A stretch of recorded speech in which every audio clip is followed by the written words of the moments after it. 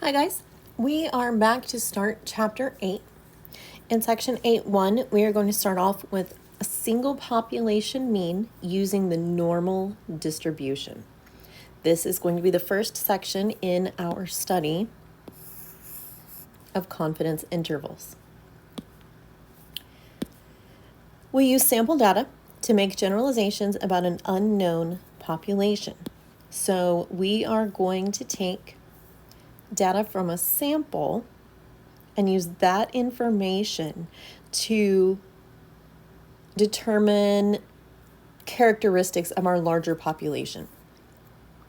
This is what we call inferential statistics. The sample data help us to make an estimate of a population parameter. We realize the point estimate is most likely not the exact value of the population parameter, but it's close to it. After calculating point estimates, we construct interval estimates called confidence intervals. Basically, here's what we're doing.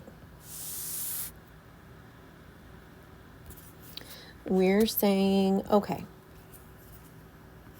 I believe since my sample mean, X bar, is right here, say 68. That is the best estimate I have for my population sample. I'm going to say that is the mean, but I'm not completely sure, so I'm going to give myself some cushion. And the size of this cushion is going to be determined by how confident I am in my answer. So if I'm 90% confident or 80% confident, the size of this interval will change. So we're going to look at how to find that cushion. Here are our three main concepts we're going to cover.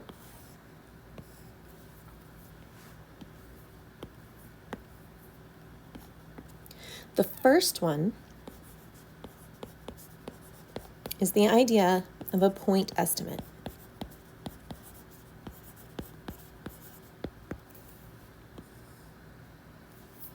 A point estimate is exactly what it says. It's an estimate or a guess. And for our purposes, the sample mean, also known as X bar, is the best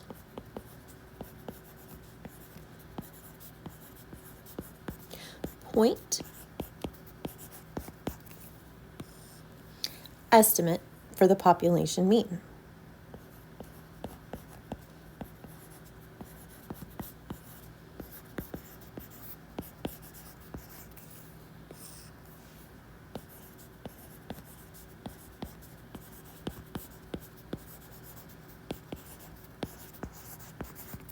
And remember that population mean is represented by the Greek letter mu. We haven't talked about that in a long time, so it's a good little review session. So that means when we are trying to determine the population mean and all we have is a sample, we can use the sample mean as an estimate for the population mean, fairly reliably. The second thing we're going to take a look at is the confidence interval.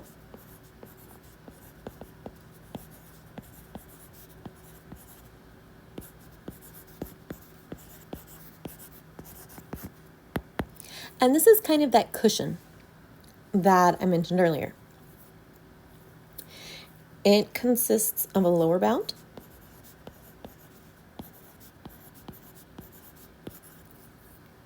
You can think of that as a minimum value and an upper bound.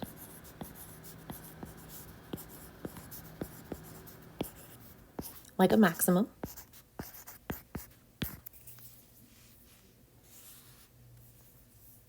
that surround the population mean.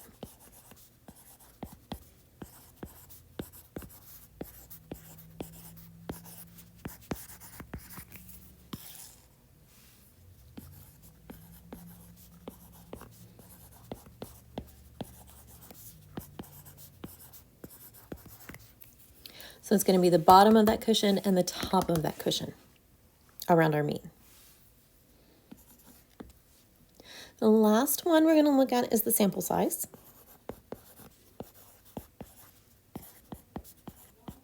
And we've been talking about sample size all semester.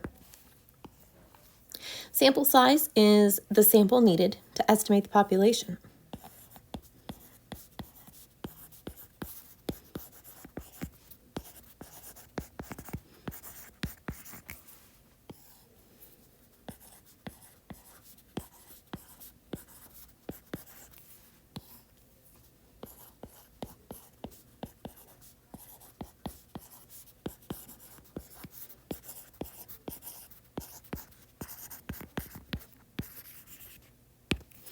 Obviously, the larger the sample size, the closer we'll get to the mean of the population. So now we're going to go back and we're going to look at some notation. Some of this is old, one of them is new, but they're all very important. Mu is still the population mean.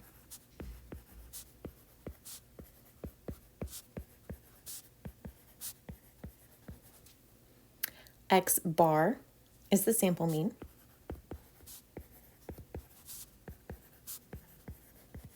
Remember, we're going to use X bar to approximate mu. Sigma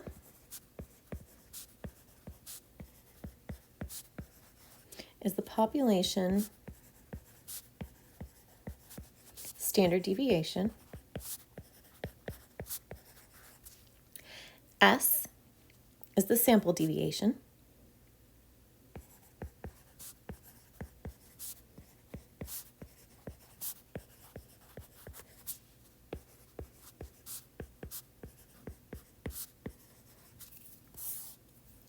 N is our sample size.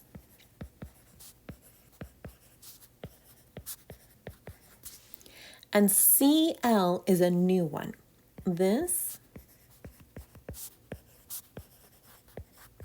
is our confidence level.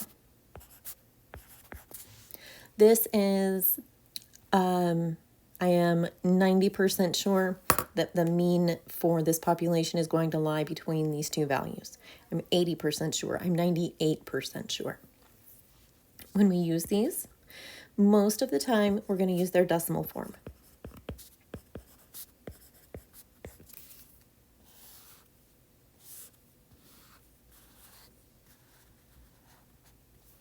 So to construct a confidence interval for a single unknown population mean, where the population's standard deviation is known, this is important.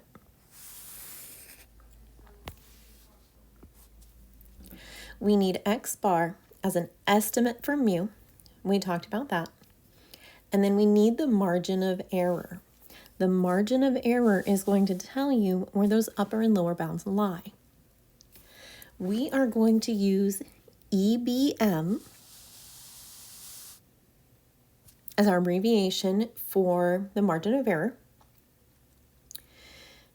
And we are going to make it look like that. The point estimate minus the error bound and the point estimate plus the error bound. That is about as clear as mud. So here's what it's going to look like in symbols. I think the symbols actually make it a little more clear. So we are going to have, for our lower bound, X bar minus the EBM and X bar plus the EBM, where this is our lower bound and this is our upper bound.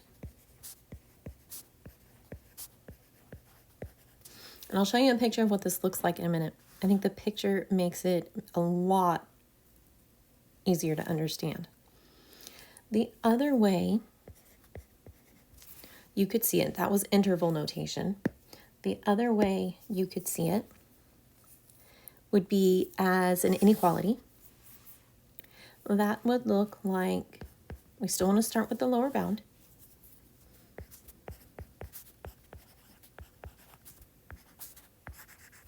We want that to be less than our population mean. We want that to be less than X bar plus the EBM. Either one of those is a perfectly acceptable response if you're looking for a confidence interval.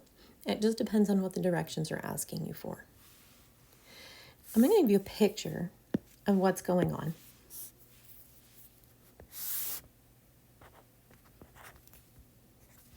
And they're good old number line.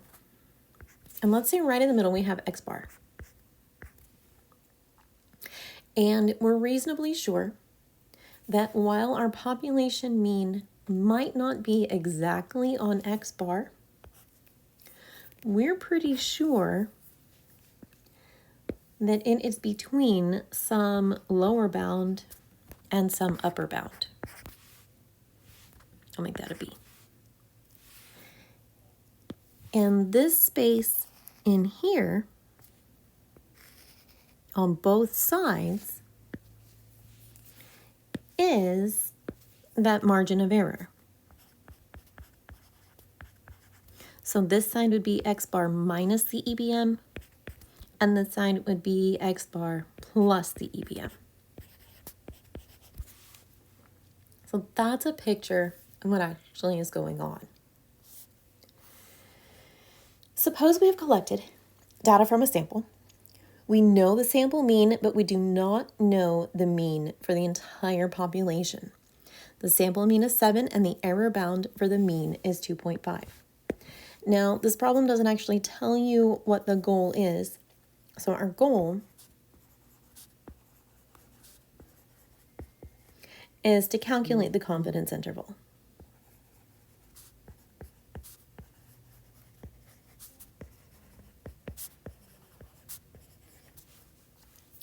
Usually when I am told to do something like that, I start out with what I know. So I'm going to go back to the problem and I'm going to pick out the important parts. We know the sample mean. The sample mean is 7. I remember that my sample mean is represented by X bar. And I also know the error bound, the EBM,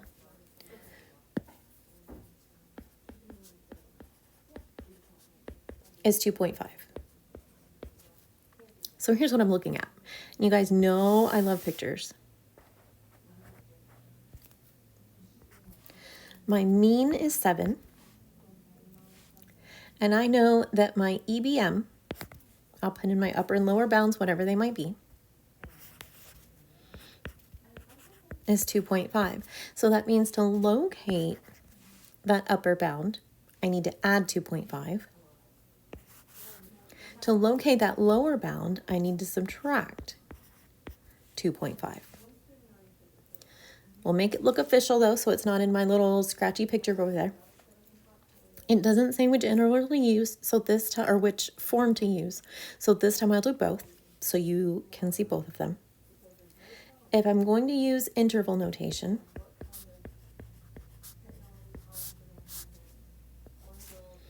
I want X bar minus the EBM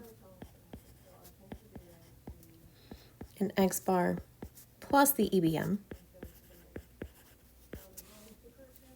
So that's going to be 7 plus 2.5 for the upper bound, and 7 minus 2.5 for the lower bound. If I want to write it in inequality notation, it's very similar. I could have 4.5 less than mu less than 9.5. either one of these is perfectly acceptable. And as long as the directions don't specify what form to use, you get to pick.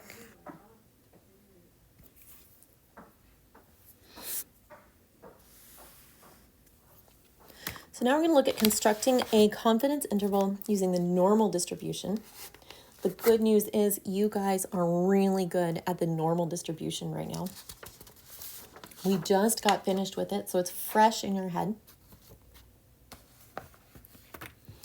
The catch here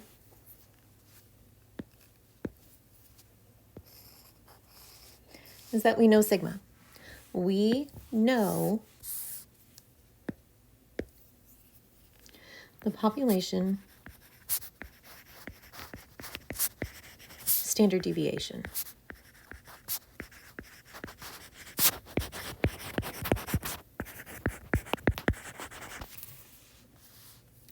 The other two things that are pretty important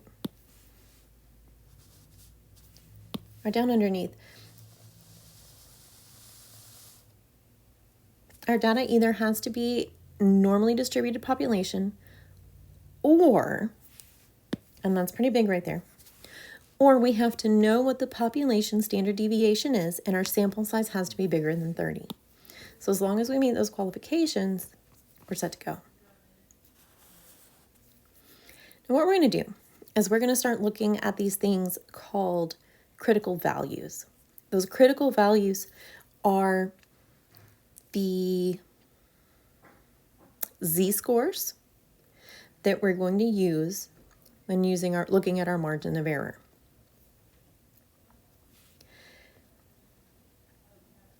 That margin of error depends on those confidence levels we talked about just a minute ago.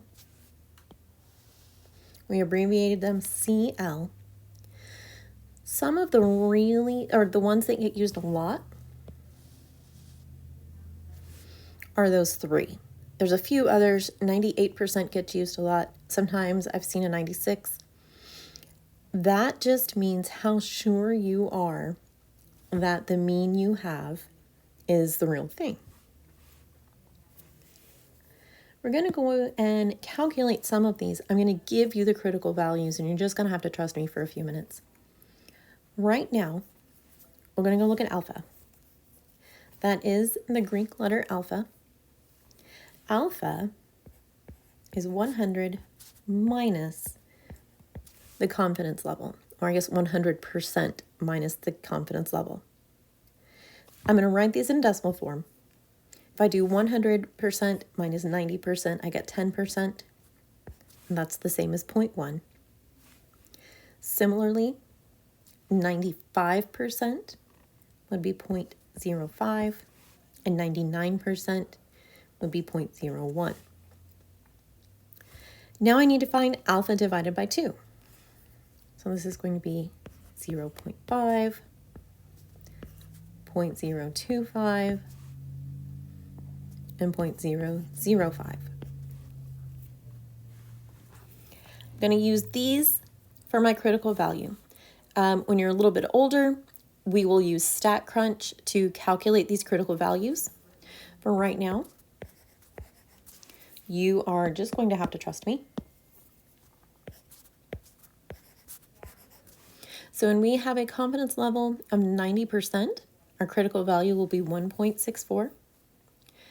A confidence level of 95% will give us a critical value of 1.96. A confidence level of 99% will give us a critical value of 2.58. And again, those will be calculated via StatCrunch when you're a little older. You guys know I like pictures, so we're going to go over here to our standard distribution, our normal distribution, and look at what's going on. I'm going to use the 90% confidence level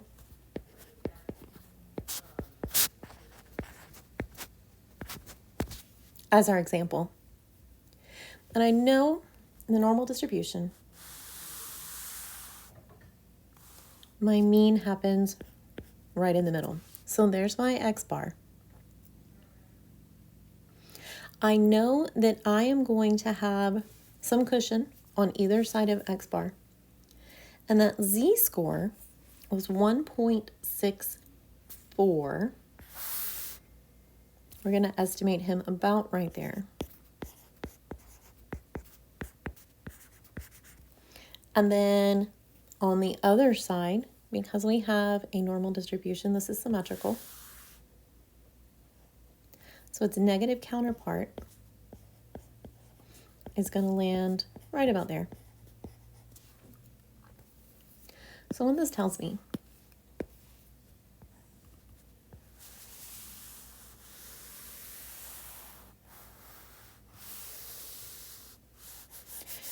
is that I am 90% sure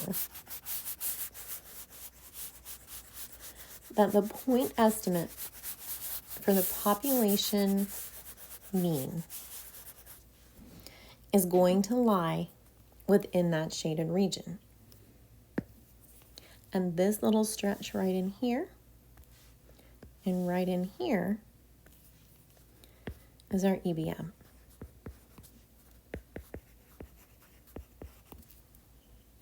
So that's what we're looking at. Now we're going to take those and we're going to use it for margin of error. The margin of error is the distance on the number scale between the middle of the distribution and where the 90% ends. That is the margin of error. We're going to be using this formula a bunch. It is super important. You're going to use it in this chapter, the next one, or this unit, this section, the next one, and 8.3. So keep that one handy. I really like that right here, we're given steps for constructing confidence intervals. It makes life a little easier. I like it when I have a list of things to do, so I don't have to remember it and I can check it off my list once I do it. Once we construct a confidence interval, for each one that we do, we're going to give an interpretation. When we do that, and here's an example of what that would look like, we're going to say that I am some percent sure. This is going to be our confidence level as a percentage, that the true population mean of, and remember we don't know for sure what that population mean is, but we're going to use X bar as our point estimate, is between some lower bound, and this is X bar minus the EBM, and our upper bound, X bar plus the EBM.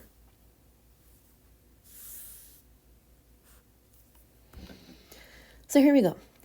Suppose scores on an exam in statistics are normally distributed with an unknown population mean and a population standard of 3, or standard deviation of 3 points.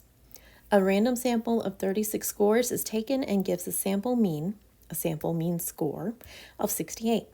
Find a confidence interval estimate for the population mean exam score. Find a 90% confidence interval for the true population mean of statistics exam scores.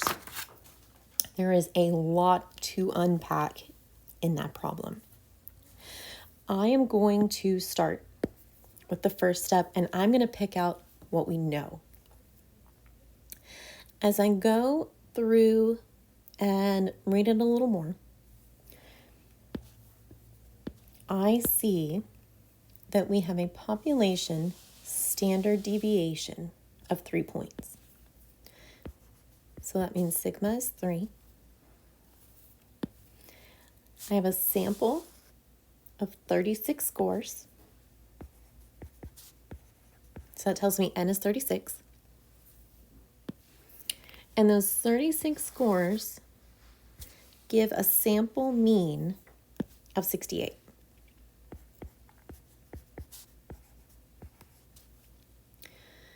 We want to know with 90% confidence what the true population mean is. That means our confidence level is 0.9.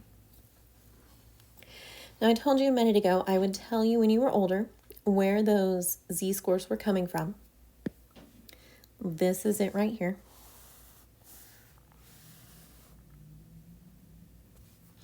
We open up StatCrunch. We go to Statistics Calculator, and we choose the normal calculator. We'll switch it to between.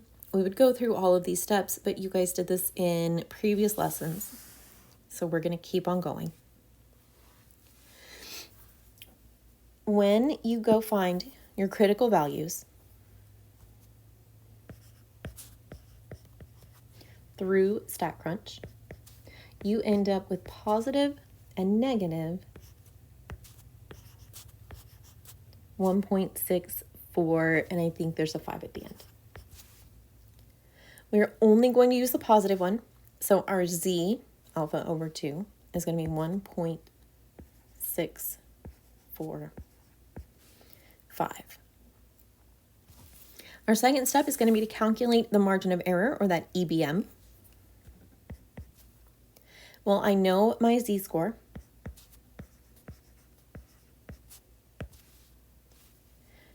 I had a population standard deviation of 3.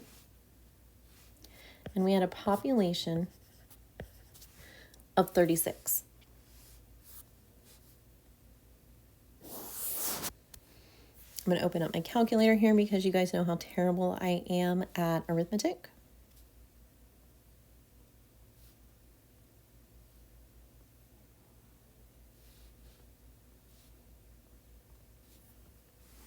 So it looks like my EBM, my margin of error,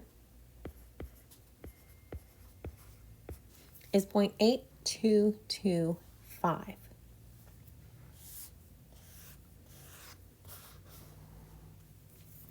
So I'm going to use that to find my lower bound and my upper bound. My lower bound is X bar. X bar was 68.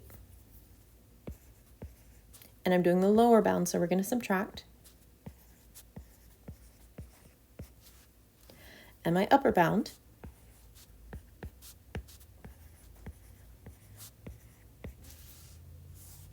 you are welcome to go plug this in the calculator. Feel free to check my math. But you should end up with a lower bound of 67.18 and an upper bound of 68.82. So we have a situation that looks kind of like this. We're pretty sure, we are 90% confident that the population mean is 68. But just in case, we're going to give ourselves some wiggle room. We are going to say that there's 90% confident that the real mean is going to lie between 67.18 and 68.82. So we have the true population mean of 68 lying between 67.18 and 68.82. That is the end of part 1. I'll see you again in a minute.